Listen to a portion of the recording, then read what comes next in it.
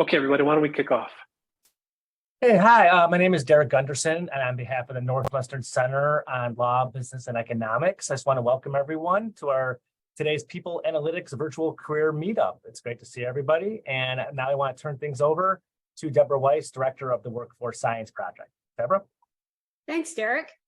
We're delighted to see you all here. I'd like to welcome our moderator, Richard Rosenow, VP of People Analytics Strategy at One Model. Richard, as a lot of you probably know, has been providing an amazing service to the people analytics community with his list of people analytics jobs, which I've put in the chat. I also encourage you to, as Derek said, put your own LinkedIn profiles in the chat so we can all connect. These webinars are an opportunity for a deep dive into how organizations are shaping the roles of responsibilities of people analytics in the context of specific roles that our fabulous panelists have. So with that, I'm going to turn it over to Richard and let him introduce our guests.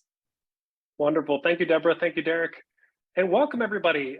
Really excited to be here today. I'll say before we even kick things off, I think we're at this exciting moment where I think we're coming out of that little bit of a downturn we saw. And I mean that kind of like economically. I'm probably not your economics leader that can kind of look at the overall environment, but seeing some interesting trends on the job boards. So we're seeing a little bit more people analytics roles pop up. We're seeing some life come back into the tech sector, starting to do a couple updates because people are pushing jobs out there looking for candidates. So I think we're going to enter into this like nice second half of the year, seeing a little bit of a tailwind for the people analytics job market in general. So if you're out there, if you're looking for a role right now, if you're on the call or watching us on YouTube later, just get excited. I think the second half of the year is going to look a lot better than the first half in terms of total roles that are out there. But with that, I am very thrilled to be here today with Nicole Ferguson. She is the People Analytics Lead over at Equipment Share. And Stephen Newmark.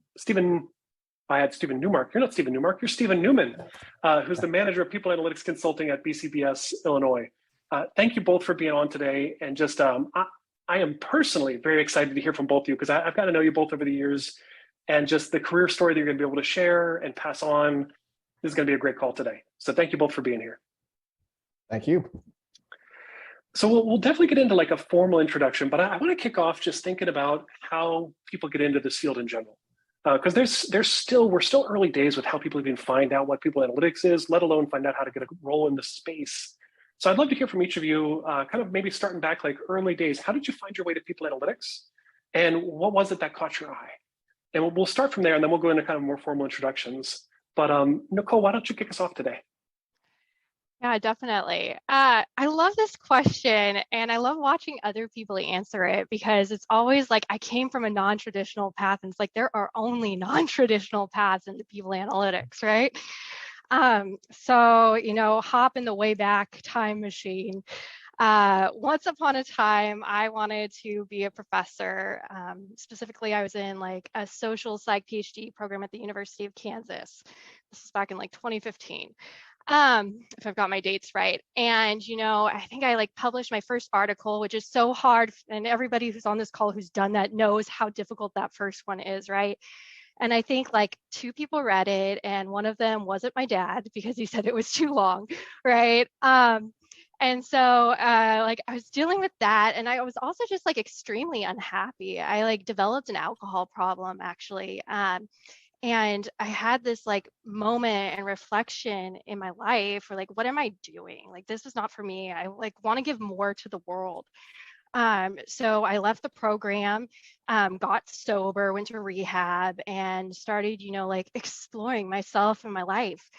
Talked to people that I knew in psychology, specifically in like organizational psychology, and thought that sounded pretty nifty. And there was this job posting from the state of Oregon looking for like an HR research analyst. And like the first line, I talk about it because it just like changed my life. It was like, want to see your work like impact over 35,000 people in Oregon. And that was just so compelling to me because that was what I was looking for. And so, I took the job. I started doing research there. We moved up from California to Oregon, my 4 dogs and my husband. And I know that's like kind of an animal house, so I won't like gloss over that. But started doing research there, and on LinkedIn, I found people analytics, and like there was this whole field, and all of these people were doing it. And I knew like a couple months into it, like that it was for me. Like I consider myself one of those people, and I know there are a lot in people analytics who are like, I just couldn't do anything else. Like it just speaks to me. Like it's how I think, it's what I want to do. I'm like fueled by it. So I did that. I realized I was at the state of Oregon. My skill set was kind of missing some like crucial aspects. I'd never been in a people analytics org with like other team members even. So I went to work at Providence Health and Services with Gary Russo, who has really influenced a lot of my thinking in people analytics, just to be honest. I'm like, what is Gary doing? Like, should I be doing that? Kind of thing. So if you don't follow him on LinkedIn, I highly recommend it. So I did that, gave a few other organizations a whirl, realized that I wanted to kind of be in a leadership position. I wanted to kind of talk about, strategy more, but I really love working with like junior analysts who are just getting into this space. And so that's how I knew I wanted to get into a people analytics leadership role. And I've been here about 5 years now. I love it. You have your downs and ups, but I just, I think I found it like a calling. That's tremendous. Nicole, just thank you for sharing. And I dropped Gary's link in the chat too, because Gary's a real friend of the people analytics space and another great person to follow. And feel free to heckle him and tell him to come on the show sometime, because I think he's got some open roles too over there. But Nicole, thank you so much. Stephen, would love to hear about your journey too. How did you find people analytics? Thank you, Richard. Yeah, so my journey started, I knew from pretty early on, kind of in my college days, that industrial and organizational psychology was something that appealed to me. And then while I was in graduate school, I learned that I am much more comfortable with all of the statistics and mathematical aspects of that degree. Leadership and motivation theory was a lot harder for me to memorize all those citations and theories and, keep all of them separated. But the math came easy. And, while in grad school, I had the opportunity to kind of find a job at a boutique recruiting firm through a friend of our program who was looking for kind of some part-time help with, kind of a research analyst type position. And during my time there, they developed this need to have kind of better reporting. Like we went, they were just kind of tracking a lot of their client information on spreadsheets and things like that. And so I started experimenting with Microsoft Power BI, and about a month later, kind of found my way into a full-time job as their, dashboard / reporting specialist. And after about a year of doing that, Blue Cross Blue Shield of Illinois kind of came recruiting because there was a new director there who was starting up a people analytics firm. And he had a tremendous respect for people who had, kind of IO, SHRM, or HR related knowledge that they could, take some of this statistical acumen and apply it to the workplace.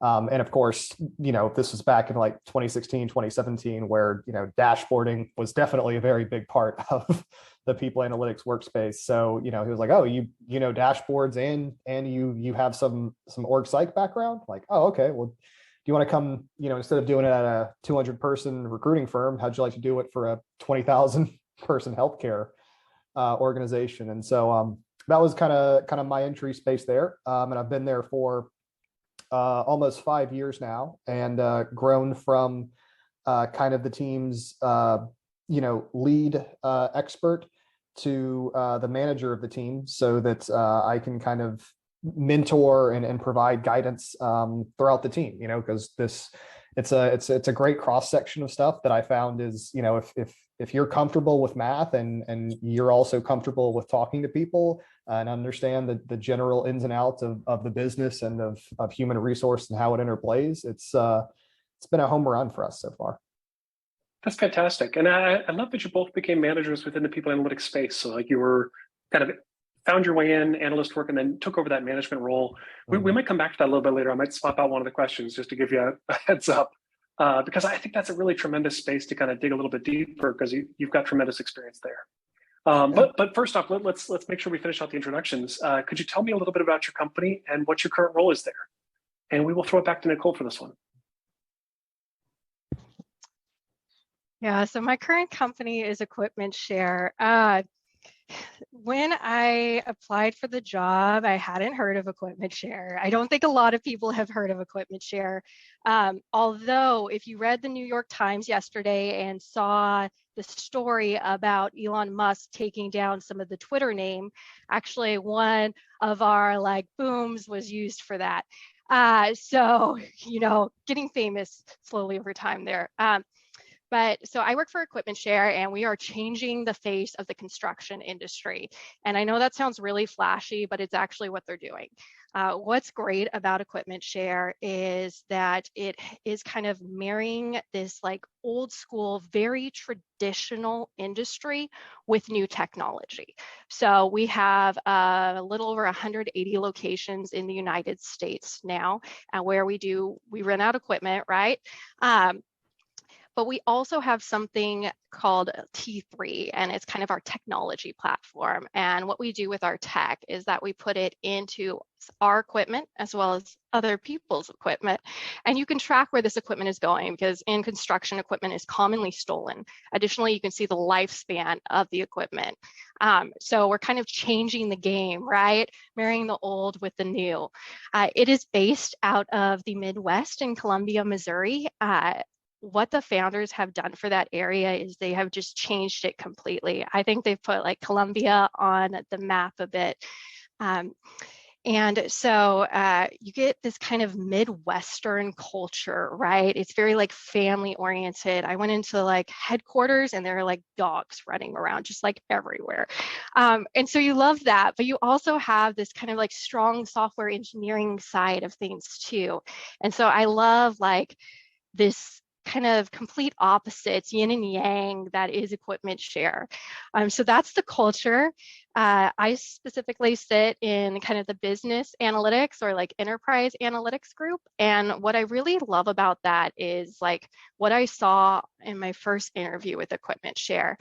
They run their business off of like Looker dashboards. So our CEO is in dashboards like day in, day out.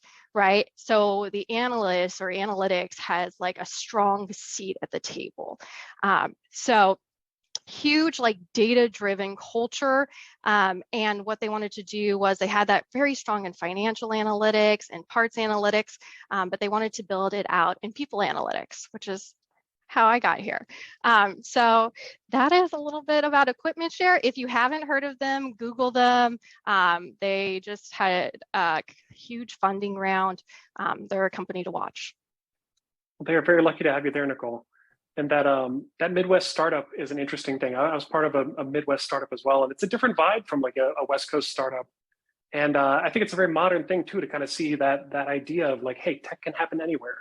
And what does that mean for the culture and where you're at and part of the company? Yeah, it's really exciting to hear you talk about that too. So Stephen, could you tell us a little bit about your company and your role? And I've got an extra question for you, which is there's a lot of Blue Cross Blue Shields. How does that work? Oh, yes, there are. Without going too deep into it, but just it'd be helpful to kind of piece that apart and kind of see how. Sure. No, this I get this question everywhere from everyone. All of my parents' friends. So yeah, technically speaking, I actually work for a company called Healthcare Service Corporation, which is the parent company that owns Blue Cross Blue Shield of Illinois, Texas, New Mexico, Montana, and Oklahoma. So I'll actually kind of start with your third question. Believe it or not, Blue Cross Blue Shields are somewhat like franchises. Essentially, different states can be owned by different parent companies, and more or less the different kind of healthcare products and services and regulations that you're offered just have to meet a certain quality and standard that the Blue Cross Blue Shield Association kind of governs and sanctions. So, we have specific rules and guidelines that we have to follow to qualify as a Blue Cross Blue Shield plan. And then kind of as long as we're meeting those standards, each individual company, whether it's, Healthcare Service Corporation or Anthem or, Cigna, whoever they are, they're allowed to kind of modify things and tweak things as long as they're all operating within those standards. And so HCSC, as we kind of abbreviate it, is a member-owned mutual reserve company, which effectively means that on paper we are not for profit. We're not publicly traded. We don't necessarily answer to stakeholders, nor do we necessarily answer to a private owner. We are owner member operated or member owned as per our charter, and that has some tremendous benefits from a culture standpoint and a couple drawbacks that I think some of our more change management oriented people might pick up on. It's definitely creates a less fast-paced culture. So there's a much more relaxed place. We've done a lot of EVP work, and the number one thing that people say they love about working for us is work-life balance, which is something that our CHRO is tremendously proud of. We actually just spoke to her about it like last week, and she was glowing that was what people identified with most. But it can also breed a little bit of complacency, and it's a slow thing to change. Recently, they hired a chief strategy officer who, we're doing very well as a company, but the healthcare industry as a whole is changing a lot. I mean, just in, I think everybody on the calls, lifetime or the past 10, 15 years, healthcare comes up a lot. It's a hot topic. It's a topic that people have strong opinions about. And our new chief strategy officer is very aware that even though we've been a successful company for 80, 90 years, and we continue to see stable, reliable growth year after year, that we're going to have to, kind of get ahead of some future issues that may be coming down the pipeline. And that's actually the part of the organization that my team rolls up to. Our people analytics team, similar to Nicole's, is part of an enterprise business analytics platform that rolls up to our chief strategy office, with the intention being that our strategy is going to be data informed and driven by insights from data.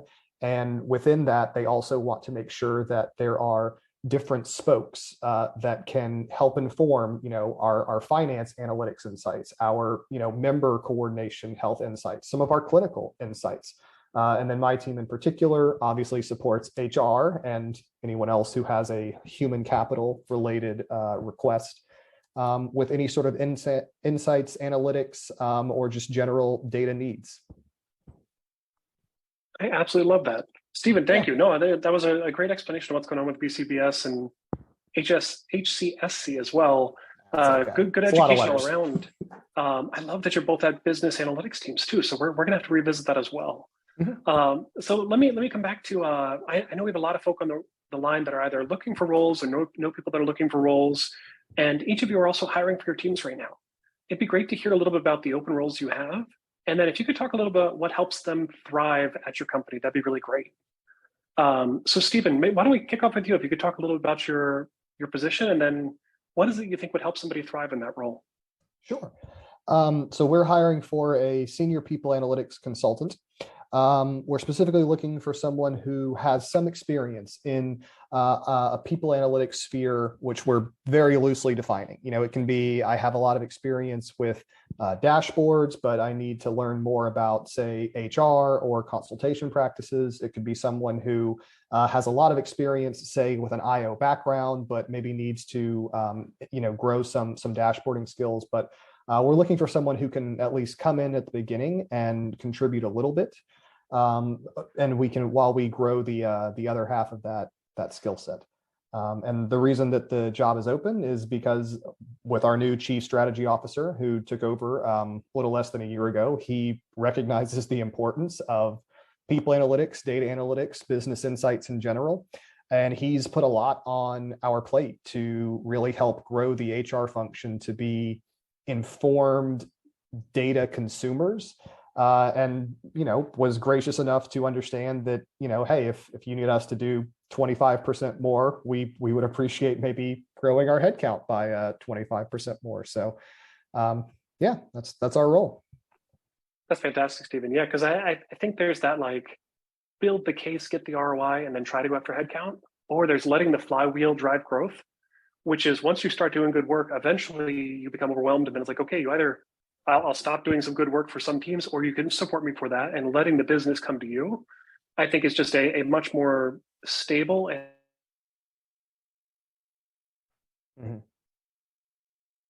the work you all were doing.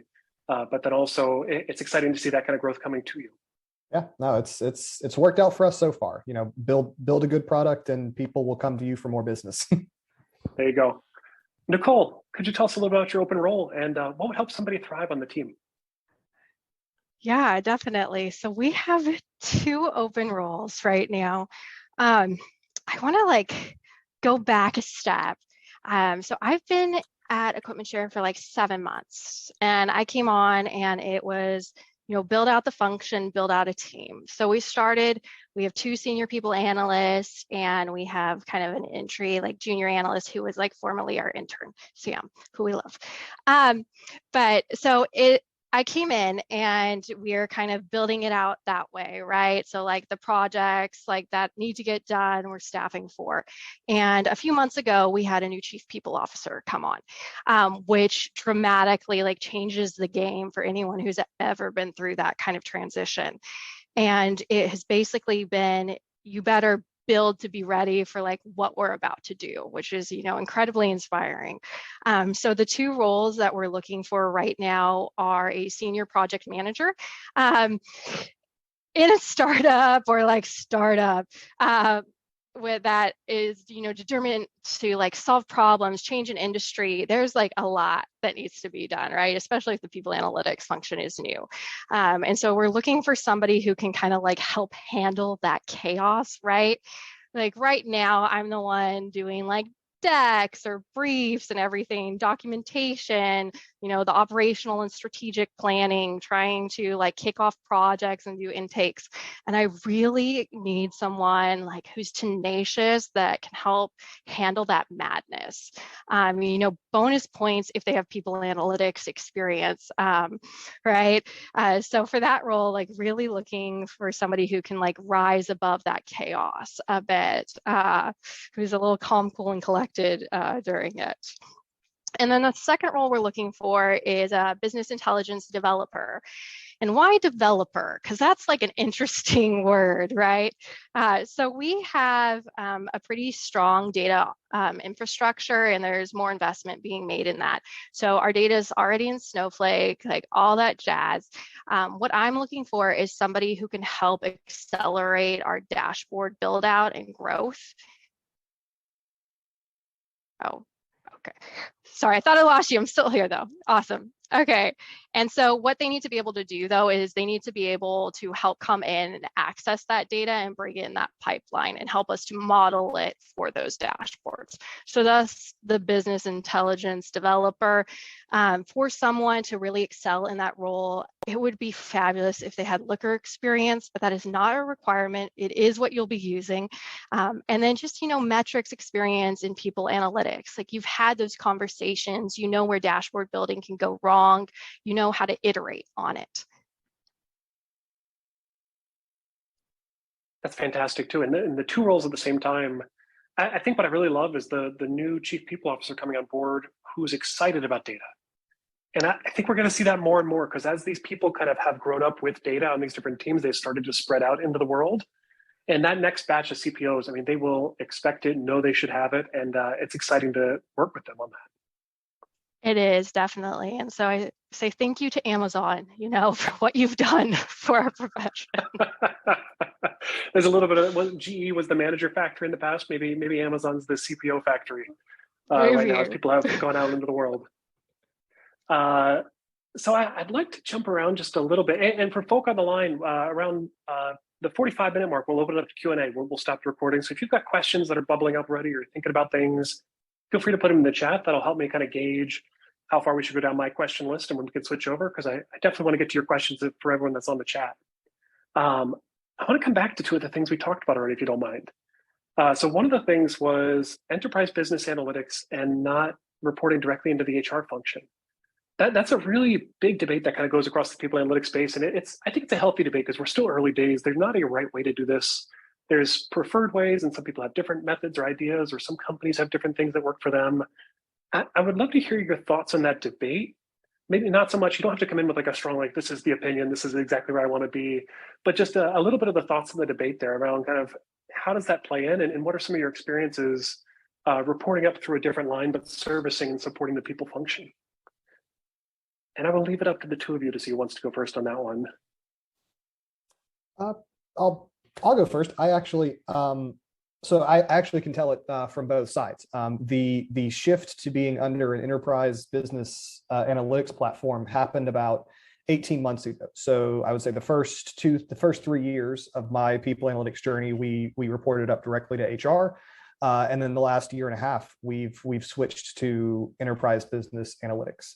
And I would say that the biggest difference seems to come in kind of the formality and the rigor that you have to approach projects with. When we're all part of HR, or you're all kind of working toward under the same umbrella, it's rather easy to kind of share the load. It's not that hard to kind of take on extra work, because at the end of the day, you're all rolling up to one leader who has kind of one end goal, end bottom line.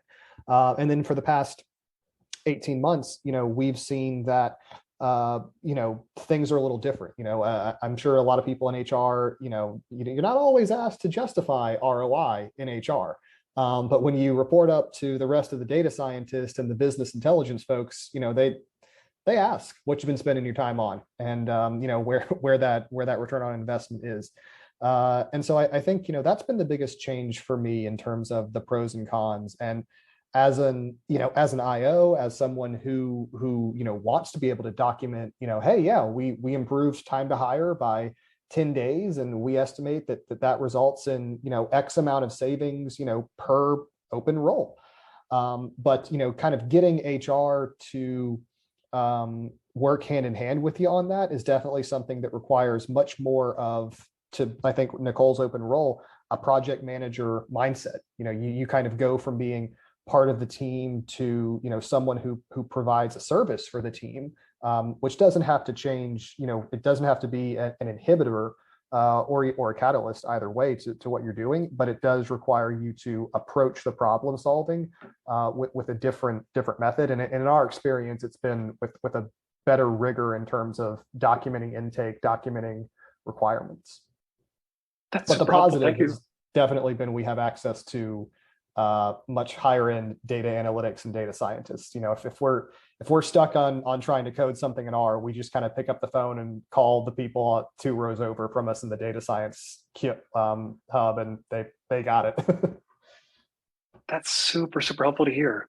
Nicole, I would love to hear your take on this too. Yeah. Stephen brought up some very excellent points that I will circle back around on. For anyone who's only sat within HR as a people analyst, I highly recommend that you try sitting outside of HR. Just get the full experience there. I'll talk about some pros that I've experienced already. You see this in people analytics a lot, where people analysts or leaders of functions won't be able to get a seat at certain tables, right? They're either have the firewall from finance coming up for workforce planning, or they can't get funding for certain things. And so what's been really interesting to kind of sit within the business analytics or enterprise analytics group is that strategic finance also sits there, kind of strategy too. And so when they're looking for who's going to do workforce planning, obviously it's the people analytics function. There's no territory that needs to be marked. That's incredible. Yeah, it is incredible. I've been at certain orgs that have made that promise to me before and could not follow through, and just complete world of difference here. So that it's been a pro. being exposed, like Steven said, to like additional rigor. Like we have data scientists, we have developers, like who create software and integrations, right? The requirement a lot of times, if you're coming on to the people analytics team, and we've gotten a little bit looser as we've become more specialized, but it used to be that you like have to know Python, you have to know SQL, you have to have built pipelines before, right? And so there's like a high level of rigor and hoops and additional knowledge that you wouldn't be asked for in kind of traditional people analytics settings within HR. What Steven spoke to, though, about how you manage that relationship with the CPO, CHRO, or HR, like that is the biggest risk, in my opinion, because if you don't pay special attention to it, it can quickly become the people analytics function is not meeting my needs, right? Like I need to start hiring my own people. So that's like the biggest risk I see with it. Additionally, since we are more aligned, right, with like finance and strategy and enterprise analytics, sometimes we aren't as fast to meet the CHROs or CPOs needs. And so really being mindful of that because it's such a risk area is crucial. That's really helpful. I think I'm reflecting on it's probably more common to see people analytics in the HR function, which I think has led people to assume it's a best practice because some of the best performing teams, that's where they sit. And so there's a little bit like that's correlated. But it's interesting to have two of you both sit outside and to get that perspective on the call here. Just thank you both for sharing and going off script a little bit to dig a little bit deeper because I know there's some folk on the call that would and have appreciated hearing about that. So thank you both for digging in. I've got one more for you, kind of coming back to one of the earlier questions. So thinking about managers you've had across your career, I know each of you have had a great career. You've had some incredible managers. I'm sure you've had some managers that needed some coaching, some people you've inspired you. Going from the analyst role to the manager role within people analytics is a big jump because it takes you out of that like day-to-day, I'm in Excel, I'm in SQL, I'm in every day in, day out to like, hey, I have to manage. And that's a very different skill set sometimes. Could you talk a little bit about what helped you make that jump? And what are some things you took with you when you made that jump? And Nicole, if it's okay, we'll start with you on this one. Yeah, definitely. So a few things that emerge when you're making that jump are kind of like structural, like you can't even get your foot in the door because you don't have management experience, right? And I encountered that for like years. Like after my first people analytics role, like I wanted to be a manager, like really love kind of working with the junior analysts. But kind of how I got over that, and it was recommended to me to do this, like a lot of times you have like research experience, right? You run a lab, maybe like in your previous life, like that is management experience. Okay, so like being able to sell some of that is hugely important. So there's that structural, getting an opportunity to oversee somebody that's an intern gives you that direct management experience as well. So that was really enabling for me over the past few years. What I've found as I've kind of gotten into this role over time is the biggest limitation, which I think you spoke to a little bit, Richard, is like when you're an analyst, like detail matters, you have to be right?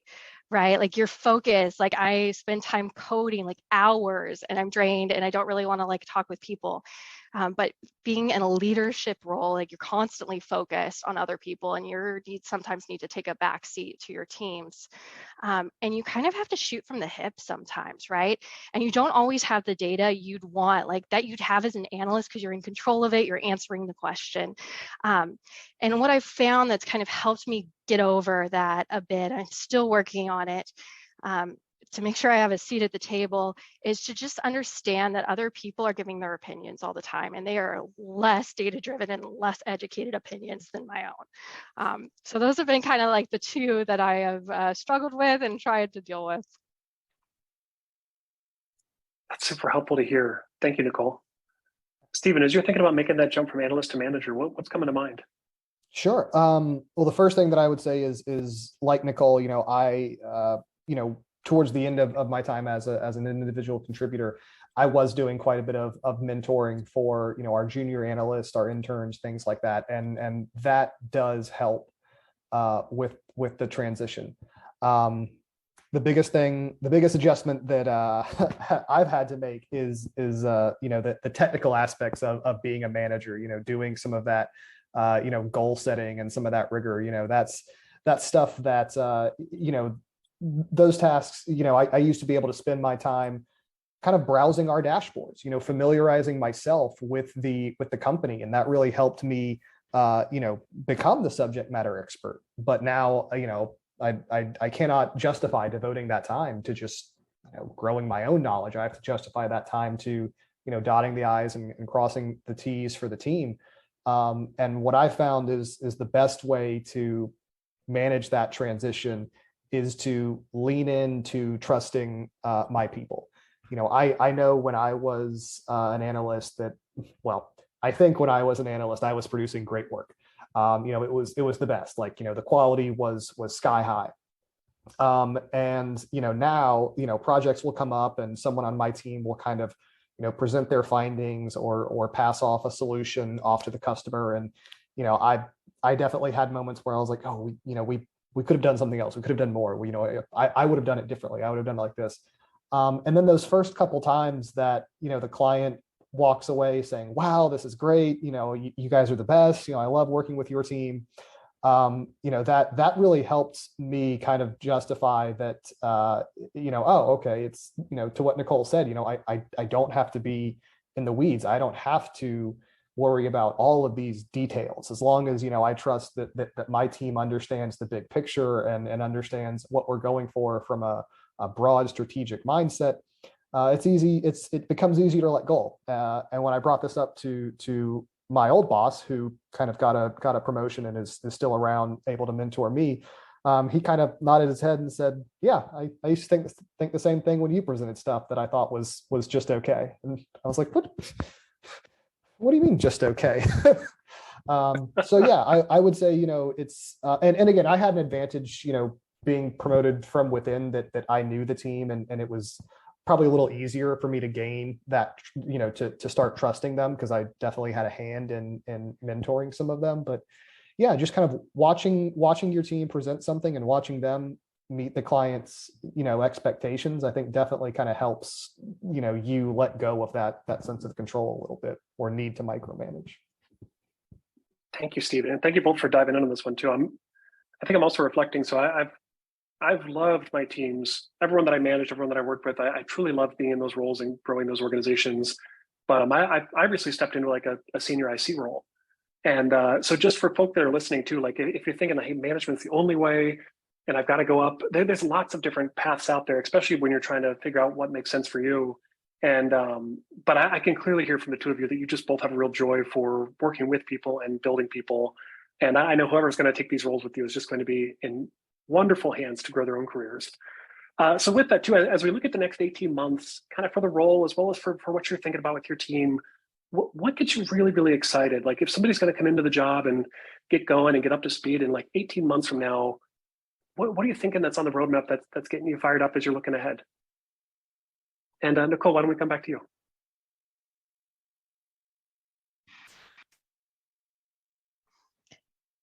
Yeah, so what gets me fired up and I'm very excited about, and I think my team is excited about it too currently, is just the ability to affect change, especially in the workforce planning or staffing space, right? So I think, I came from healthcare personally, and I know we've all seen this on experience or engagement pulse surveys.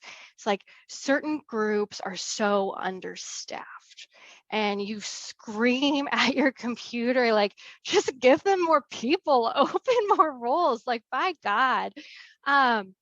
And I think what I'm really excited about is the team is going to change that for some of our groups. We have CDL drivers, which, just national shortage going on right now. And so the team is coming in with that group and some of our groups that are in the field, like our mechanics and our rental coordinators, and making suggestions about what that staffing level should be based on, interactive conversations with the leaders for that area and some of the branches. And so I'm most excited about that project for us, to do some advanced statistical modeling on the back end, have conversations with people, and then, go change somebody's lived experience at work. That's a great way to put it. That's exciting. Stephen, what's on the roadmap for you? Yeah, so we have a lot of projects that are on our roadmap, from collaboration studies to really getting involved in strategic workforce planning. And we're very TBD on where this specific role is going to fit. We make an effort to try and play to our people's strengths. So if you have a heavy quant background, we'll find that. If you have a heavy people orientation background, we'll try to craft to that. But I would say that the thing that's on my team's radar that I'm most excited about is the heads of HR, head HR business partner, CHRO, heads of talent. They have really turned to our team and asked us to help in some of the reskilling of HR. They are very committed to seeing their strategic HR partners and their centers of excellence within HR adopt a more analytical and data-driven insight mindset. And they're turning to us for that.